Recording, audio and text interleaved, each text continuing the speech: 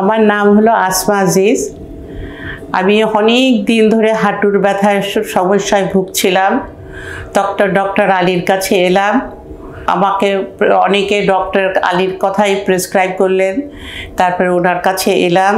উনি বললেন যে আমার সার্জারি করতে হবে। তারপরে আমি একটু চিন্তায় ছিলাম।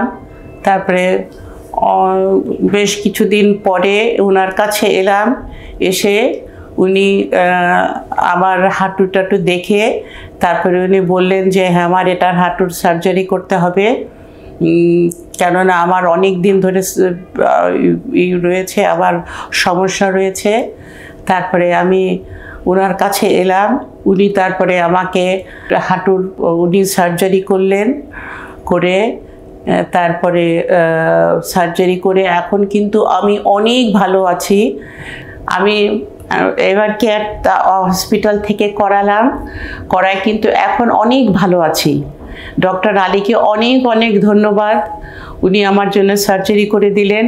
খুবই ভালো আছি, এটা আমি বলতে চাচ্ছি সবার কাছে। Thank you.